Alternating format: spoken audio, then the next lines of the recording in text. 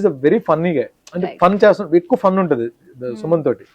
Plus ఇంకోటి సుమన్ అనేవాడు ఒక సెకండ్ వీక్ థర్డ్ వీక్ నుంచో తను పట్టుకుంటే నాకైతే సొంత తమ్ముడిని పట్టుకున్నట్టే నాకు అనిపించేది.